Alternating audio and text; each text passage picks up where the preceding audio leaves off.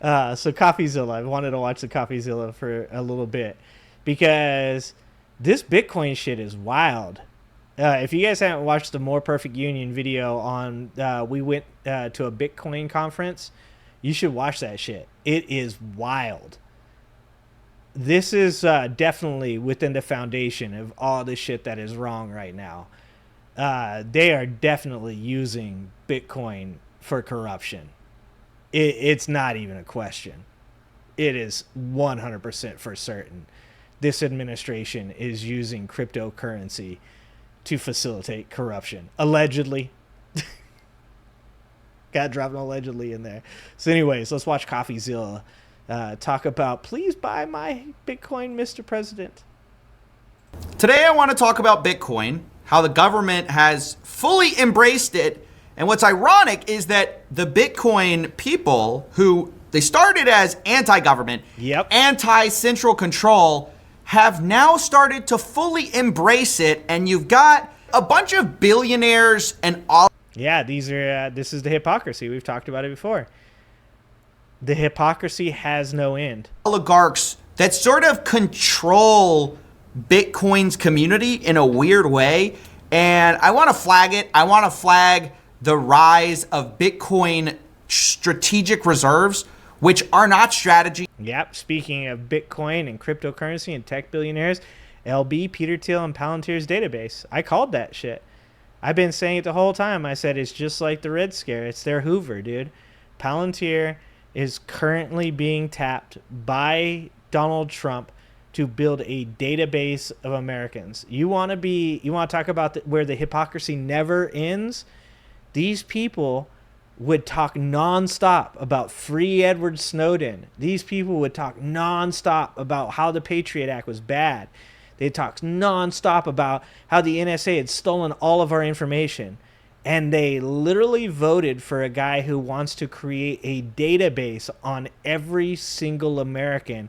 And he tapped the company that was already data mining us to do it. That's fucking crazy, man. It's crazy. And the weird direction this is going. It's just ironic because of what Bitcoin sort of started out as a way to get around the government, get around censorship, things like that. But now that you have government starting to accumulate this stuff, you've got the increase of rich and powerful people starting to accumulate this stuff. The question is, what is it doing anymore? Is it even trying to achieve the same goals or? No, it's not. It's trying now. It's a bunch of people that just want to get wealthy. That's all it is now. It's a bunch of crypto bros who think that they can ride the wave and get wealthy. The small amount of people at the beginning that were all about the blockchain and decentralized currency and all that stuff, those people are a very small percentage of the crypto bros now. Now it is nothing but people that they're like OTC people. They're people that watch The Wolf on Wall Street. It's them. They're people that love Jordan Belfort and think Jordan Belfort is the greatest fucking person in the world. Is it just about the price going up? So I first started thinking about this when I saw Bitcoin 2025. That's the annual conference where a lot of these enthusiasts get together. Yeah, I think this is what I was talking about, the one that More Perfect Union went to. And I really saw a huge uptick in the number of politicians who suddenly showed up saying they're true believers. They've always believed in the technology. They're all in on Bitcoin. And they say, look, it's going to the moon. Where do you see Bitcoin? See? It's going to the moon. That's all that matters. In 2 years and in 5 years. I think I sort of alluded to it earlier, but I think we're going to the moon, guys. I mean, it's going to be awesome. Never trust anybody's fucking financial advice if they say the words to the moon. If they say the words, this is going to the moon, it's time to log the fuck off Twitter, because I guarantee that's where you heard it. And stop looking at that as fucking advice. If they tell you have diamond hands or hold the line, any of that shit, do not take financial advice from those people. Just stay in, stay strong. We're like a damn. Did I just call that? Did not pre-watch. He said, stay in, stay strong. Just say diamond hands, motherfucker. Just say hold the line. Holy shit. Said, we're in it from all these different ways, whether it's Truth Social, whether it's what we're doing with American Bitcoin on the mining side, World Liberty Financial, on the DeFi platform stuff. I mean, and did you guys see? So, once again, warring factions within the Trump administration. So, Trump's friend is the one who did the Trump meme coin, right? Fight, fight, fight. That's the name of that company. But World Liberty Financial, that is Trump's family's crypto financial base or whatever, right? So the friend who started the Trump meme coin just talked about starting the Trump wallet because it's going to be like the banking system. They want you to put money in the wallets, and then they get to use that money, and you get a percentage of interest off you putting it in that wallet. Now, the Eric Trump and Don Jr. at like 3 a.m. were tweeting at this guy that he better not do that because they're thinking about making a wallet and they're going to use that name and it's their family's name, so they will sue him if he does that. This is all just a fucking corrupt scheme, dude. There is nothing legit about any of this. This is a pump and dump scheme, man. It's 100% for certain. I would bet my fucking house on this. This is corruption, and it is a scheme. We're true believers. That's right, guys. True believers. They've been true believers for months now. Okay, they're hardcore. Pink Bell knows. Listen, with the obvious focus here of this whole conference was a lot, unfortunately, about price, numbers, to the moon. That's what a lot of this was centered around. It almost stretched. Because they know these people are that fucking dumb. They know all they have to do is say that shit. I love the poorly educated. Jesus Christ. The imagination to think of any other industry unironically saying we're going to the moon. Like, hey, where do you see what about SpaceX? Computers in 5 years? To the moon? To the moon. Where do you see AI? To the moon, bro. We're on the moon. You can't imagine. It doesn't make sense in any other context other than somehow crypto. This is sort of a normal thing to say. And if you thought that was the only example of that type of behavior, just wait until our next talk. Immediately, I was greeted by one of the Winklevoss twins, who you may remember as, making billions from Facebook.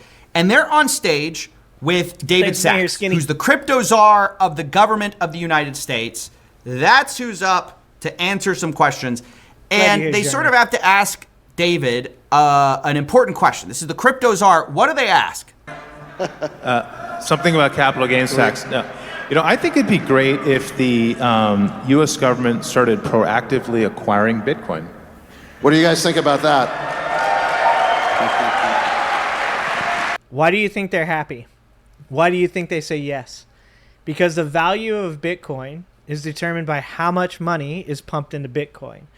So, of course, all of these people want the government to buy Bitcoin and create a strategic reserve because that adds a higher price point for the Bitcoin, right?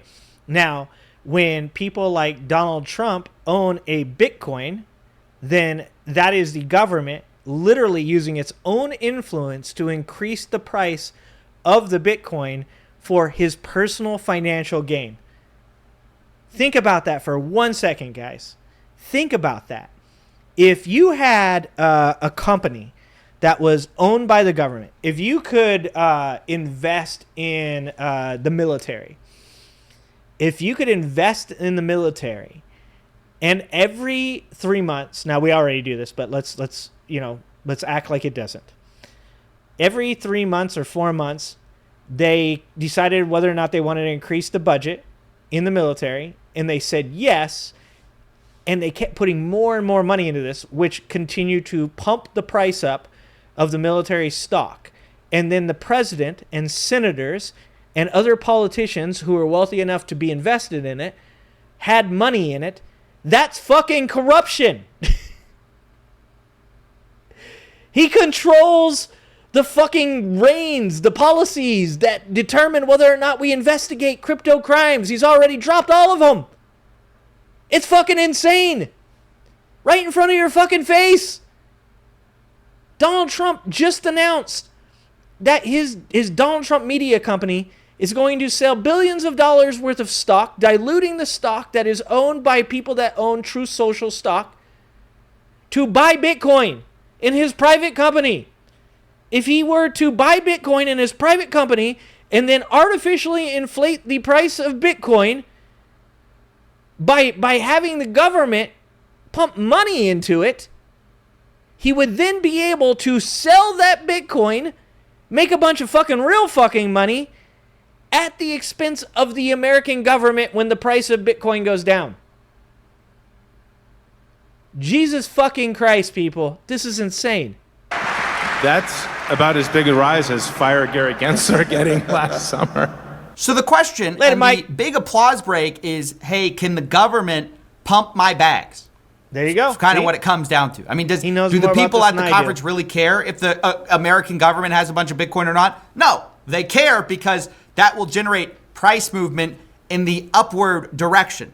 So it's just such a There you go. departure. It's such a strange thing to beg Daddy Warbucks, who you've been saying this entire time you don't need them, you don't need the government, you hate the government. Now, the big applause break, the big thing that the two billionaire twins ask the crypto czar is, can you please buy my internet beans from me? The other strange implication I found weird about this whole thing is you have the Trump sons there as well. They have huge Bitcoin businesses now, a Bitcoin mining business. Then you have Trump Media Group raising $2.5 That's billion what I was talking about. worth of Bitcoin. Did not pre-watch. It's a little strange. The only thing I can relate it to is there's a famous example of Jimmy Carter. He put his peanut farm into a blind trust so he wouldn't enrich himself. But imagine if Jimmy Carter then established a strategic peanut reserve to then pump the price of his farm's peanuts. Yeah. I mean, I'm not saying that's why the government established a strategic Bitcoin reserve. I'm saying that there's a pretty good chance it is. I'm saying that one effect of having first you buy a bunch of Bitcoin, right? And you get a bunch of Bitcoin businesses, and then you just have the government buy a bunch of Bitcoin. You're pumping your own bags with the taxpayer money. That's kind of weird. Now, I have to be clear that David Sachs maintained that the only way the government would buy Bitcoin for this Bitcoin reserve is if they did it in like a revenue neutral way where it wouldn't increase the debt. But I also have to be clear. But bro, they just said fucking they weren't going to increase the debt when they were passing the big beautiful bill and all that shit. I fall for this shit too. I'm going to be honest, and I'm not going to fault Coffezilla for this. I'm not going to fault him for this because I fall into it too. But I keep doing this too where like I'm like, yeah, you know, maybe there's something going on here that I don't see. Maybe there's some reason that I'm an idiot and fucking, you know, like they know something I don't and everything's going to be all right. But the more they do shit, the more you're like, no, I don't think they do know what the fuck they're doing. I think they're just fucking stealing money. That's what it feels like. It feels like, no, I'm fucking right about this. They seem to be just stealing fucking money. So when he says that, he says, you know, like they only said they'd only do it if it's revenue neutral. They have, at this point, not proven that they will stick to any plan that includes not increasing the deficit. This is the whole reason you have Elon Musk versus Donald Trump in the news. It's because Elon's like, I thought that you said that we weren't gonna increase like the deficit, so like, you know, make comedy legal again. Like fucking, you know, and Donald Trump's like, no, I'm playing golf. I'm golfing. Don't bother me. Pass the big beautiful bill. It's beautiful. Like that's. I would not trust him. I would not trust Donald Trump to not go to Sachs and say, buy the Bitcoin. Do it. That you still are buying it. This revenue neutral way is just finding money that would have gone somewhere else, could have gone to anything. Like you could have bought NVIDIA stock in a revenue neutral way. You could have bought the S&P 500 in a revenue neutral way, just funnel it from one thing to another. So this whole thing is more about optics than it really is about the actual effect. It's just so people won't freak out thinking their taxpayer money is going to buy Bitcoin. Exactly. Even though they don't that's fucking understand sort of it. what's going on if you really pay attention. So if we can convince Howard Lutnick, who's Commerce Secretary, or Scott Bessent, who's Treasury Secretary, to buy some, and they can figure out how to fund it, without a new tax or without adding to the debt, then maybe find the money from some other program that's Like Medicaid or Social Security. God damn it. What the fuck? I hate these people so much. Oh my God. Is there a fucking more despicable fucking set of human beings on the earth that has ever existed? These people are fucking gross. Like, you have healthcare, dog. You have retirement. You're set for life. Your kids are set for life, and you still want more. And you want it at the expense of fucking everyday blue-collar, working-class Americans. Fuck you, man. Holy shit, these people are disgusting. not using it, then we could potentially acquire more Bitcoin. Yeah, cool, I guess. Again, the question is like, why Bitcoin over any other commodity other than price go up? I guess that's what everyone's just thinking. Like, look at the price of Bitcoin. It's always gone up, so it's always going to go up forever. To the moon. That's how these things work. And this is where I want to pivot to the Michael Saylor talk, where he sort of explicitly addresses this question of why Bitcoin over anything else. And he says, well, Bitcoin has outperformed the S&P 500. Bitcoin. What gives you such strong conviction in that choice? Well, Bitcoin's the only digital commodity. And if you're going to be a public company, then you need to be capitalized on a commodity. And Bitcoin is the first commodity in the history of the world that outperforms the S&P index on a consistent basis. So if you are a public company, it's a very simple choice. There's one best asset, and there is no second best asset. All right? Woo, woo, woo. Hey, look, it's the guy selling a second best asset. If you don't know, Michael Saylor, who's famous for saying there is no second best asset, has gotten super rich from selling his company, Strategy, which uses Bitcoin and like wraps itself as sort of a Bitcoin vehicle, but with extra fees. Yeah, you have an entire conference of people that are wealthy because they've used cryptocurrency to buy it and then sell it at the expense of other people. How are we supposed to take this in any way but that these are fucking con men, corrupt, wealthy con men that are just looking to continue to enrich themselves? This is the biggest pump and dump scheme that will have ever happened in the history of the world if this happens. And other problems. Hey, what's happening, So Martin? it's very strange to hear him say that, but there's just this hilarious irony Yeah, that even if you disagree. swallow the idea that there is no second best asset, there's no other asset that's like Bitcoin, it will always outperform the S&P 500. Even if you believe that, it could continue to do that forever. You have to see the irony in Michael Saylor's whole shtick is selling his company and these convertible. Oh my God, can you guys imagine if fucking America's health and safety were dependent on the price of Bitcoin? Can you guys imagine?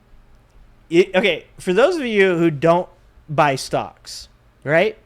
Like, you get to kind of you get to live outside of the world, the stress of having like a 401k or having like a E-Trade or Robinhood account. You kind of get to live outside of that, wake up in the morning and look at your stocks to see if they're red or they're green. You know, worrying about whether or not you should sell or if you just should buy the dip. But can you imagine if the entire country had to live that life of today we woke up and Bitcoin dropped $40,000 and you're like, okay, fuck everybody in America, real fucking sad today.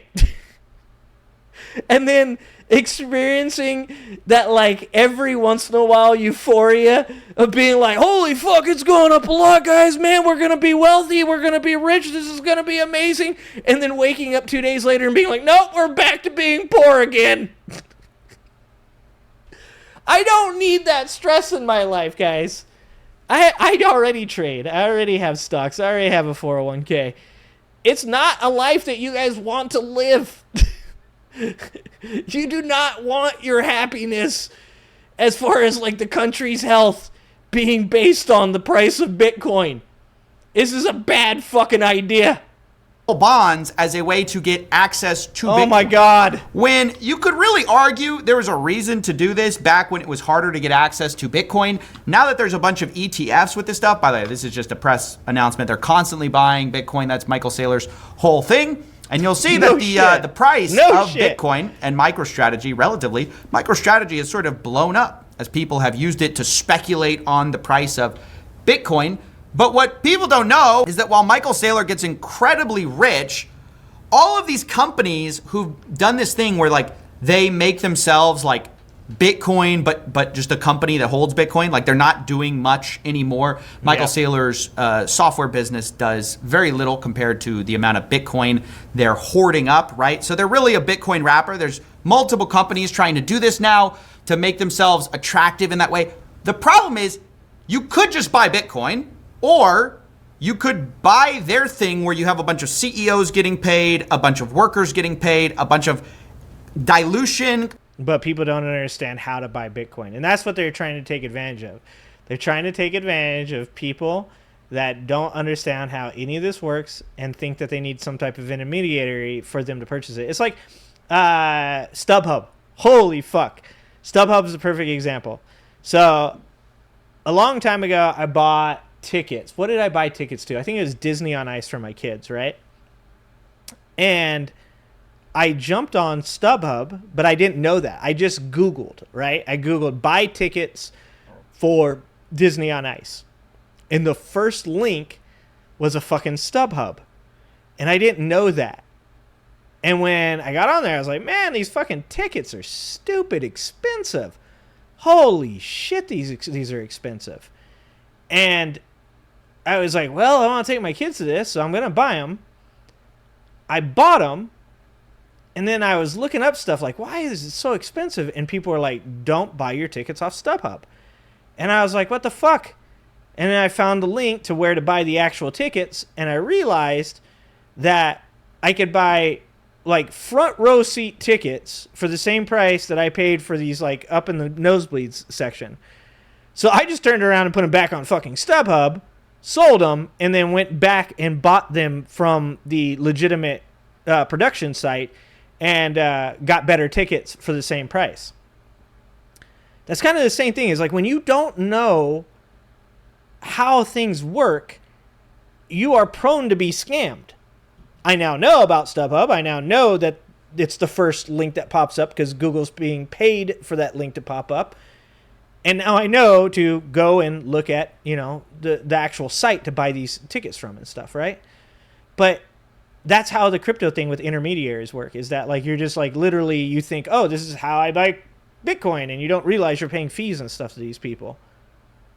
Other compensation, and you're just missing out. It's just a strange thing. So it's funny that they're like, there's no second best asset. Here's another people who did the Bitcoin strategic announced strategy. Scalpers. That's the whole thing with Trump media as well. It's just impossible to justify these things as anything but worse than the commodity itself if what you think is actually great about the thing is the commodity. Yeah. It's like buying a company that hoards gold instead of just buying the gold yourself. Now you're taking fees because the guys who run it have to get paid. The fees, logistics, they have to get paid. They're going to take a spread on the acquisition fee. And then at the bottom line, when the company goes bankrupt, is that really your goal? The same question can be stated about Bitcoin as well. So all these the irony is the people on stage at Bitcoin 2025 saying there's no such thing, no second best asset, they've gotten incredibly wealthy selling something other than the thing. It just goes to the lack of clarity and lack of a mission in the Bitcoin 2025 conference outside of price is the thing. It will outperform the S&P 500 as long as the government can keep buying it, as long as we can get new buyers in this thing.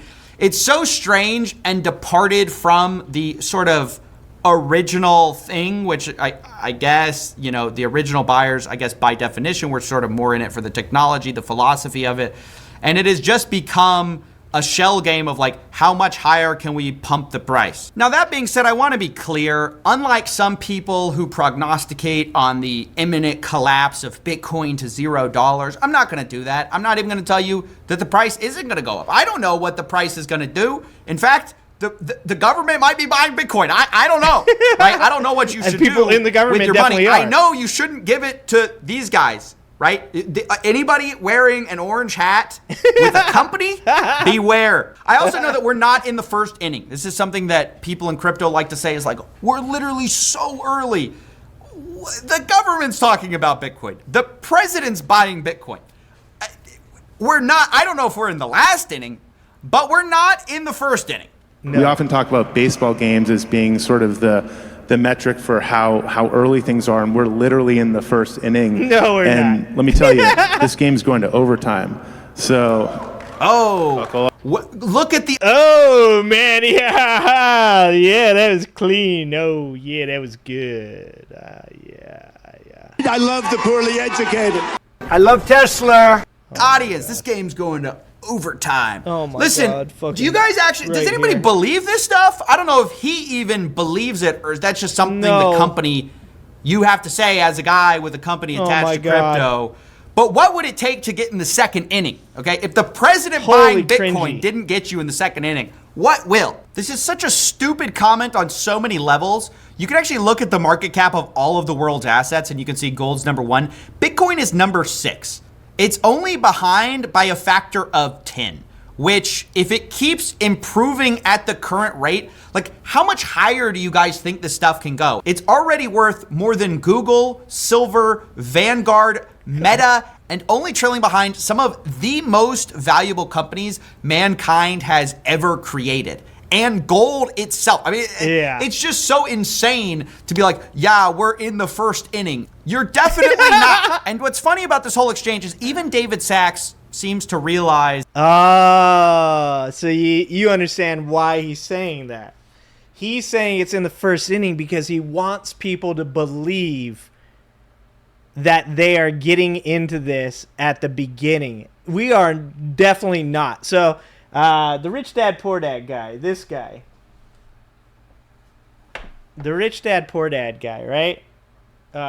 Robert Kiyosaki, right? Says a lot of different things that I agree with, things that I don't agree with, just like with any human being out there. But I think it was him who said the reason that he thought the price of Bitcoin getting to where it is now was a bad thing was because now it's going to have a higher bar of entry. So he looked at Bitcoin as being something that could create wealth for people that were like middle class or lower middle class or upper middle class. And he's saying now, because the price is so high, that the bar of entry is too high to start creating generational wealth for middle class people. It is not the first inning. But I get why he's telling people it's the first inning, because it's very important to tell people, no, you should vote for the things that I'm telling you to. You should support the things I'm telling you to support, because you could get wealthy too. You as well could be a part of this great change in America where we're all going to be rich. That is never the case, has never been the case, and will never be the case. They're telling you it's the first inning because they think you're a rube and they love the poorly educated. I love the poorly educated. Is that it's kind of a stupid analogy. So he says, I don't really want to think about this in terms of price or something like this. I want to measure this in terms of innovation. Yep, Merton, you are not But then wrong. Immediately gives a nod, which is, again, about the price. I don't want to measure, what we accomplish exactly through price levels. I guess I want to measure it through innovation levels, but I will say that I did notice that Bitcoin just hit a new all-time high the other day, and that was great to see. Jesus Christ. yeah. Pause for applause. Like, come on, man. This is not an anti-Bitcoin video. This is hey, grifters are invading you guys, and it's all about the businesses the guys on stage own that are going to benefit from the government, different people getting involved, and just hyping this forever, right? Oh my the people on God. stage, almost all of them, have Bitcoin investments somewhere. I think David Sachs may be the only person who says he divested from all his crypto, but the Winklevoss twins, Michael Saylor, the Trumps, like all of these guys will hugely be benefited by the price going up forever and your taxpayer money being spent to pump prices. When, to be clear, that was never the point of crypto in the first place. Yeah, like I said, you guys remember? Like a year ago when all these people were talking about decentralizing from the government? When they're like, no, man, you don't understand, man. Like, the government being involved, like, they can take your money and all that, man. You don't, like, it's so much better, dude. If, like, we get, like, Shibatoshi Nakatomi, brother, like, you guys know, like, oh my God, dude. And I think that those people probably still exist somewhere out there that are probably, like, going, like, no, it's okay. Like, we want big people to be involved. We do. It's the only way that it's going to work out. It's been inevitable. But god damn, it is so strange to watch these people. They are the biggest hypocrites in the world. MAGA are the biggest hypocrites that have ever fucking existed. And I say that with complete and utter confidence. It's insane. They are the biggest hypocrites that have ever existed. Governments could hoard it. So it's all nonsensical and antithetical to the original mission of this stuff in the first place, which I think is what makes it so incoherent and fascinating to watch. It's bizarre the way it's become sort of cultish. And look, I don't even blame the OG crypto guys for this. I think a lot of times they probably feel their own movement has been co-opted, as most things do when you have kind of crazy price runs like this. People just become obsessed with the price. But it's just a very strange thing, and I want to warn you guys against these announcements of these Bitcoin reserves. Oh, Tesla, Clurl, Rumble, everybody's doing a Bitcoin reserve because it seems cool, guys. And you notice that they're all the same types of companies. They all donate to the same people. Dude, this is such a scam, dude. It's not a strategy, Holy right? shit. To just say price go up, right? You have to have an idea of what you're going to do with it. It's not clear what these companies are doing. You know, there's ways to hedge for inflation. Even the people who are like, we're just hedging for inflation. There are ways to do that aren't sexy. You could buy some tips, okay? Look it up. They're not going to do that because there's no headline in it, right? Yeah. They're selling you something, and you have to be aware of this. And I think as Merton said, when somebody tells you to buy, that's the time to sell. 100%. Like, if you got people that are, like, making fucking speeches, going to conventions, like, this is a tale as old as time, man. This goes all the way back to, like, Amway and pyramid schemes, fucking Enron. If you got a guy coming to your house, sitting down with you, telling you about how this is going to make you rich, you are the mark. You're not in on the plan. You are the one being scammed. You are the mark. If the guy is sitting in front of you at your house going, hey man, like, check it out. I'm trying to cue you in on this because, brother, I want you to be rich too. I want you to be a part of this. I want you to have a yacht. I want you to take the vacations. When they look at your wife, that's the best part. And they go, I want her to be able to buy whatever clothes she wants. That's right. Honey, you want a new handbag, don't you? Like, see, your wife wants a new handbag. I bet you'd like a new sports car, wouldn't you? If there is a person telling you these things, get the fuck out of there. Like now. Like now. This is fucking code red. Fucking, you are about to have your anus prolapsed. That's all I'm saying. That's the best way I can put it. Anyways, yeah, I just wanted to talk about that because I thought this speech was just insane to be like, hey, could you buy my Bitcoin, please? Please, Dad? Please, government, the guys we fought against forever, please, can you buy my Please buy my Bitcoin. What the fuck Weird is going on? and cringe. And I think that's not an indictment of everyone who owns Bitcoin, but certainly the people who are, applauding as Michael Saylor, the guy selling you the second best asset, is telling you there's only one best asset. Guys, it's a sales pitch. That's all I'm going to say. Jeez. It was high time. Oh, There we go. Oh, guys. It's the most corrupt government that has ever existed, and that is saying something, guys. That is saying something. Thanks for watching. If you like this video, please like and subscribe and hit that notification bell, and check out that video on the screen now.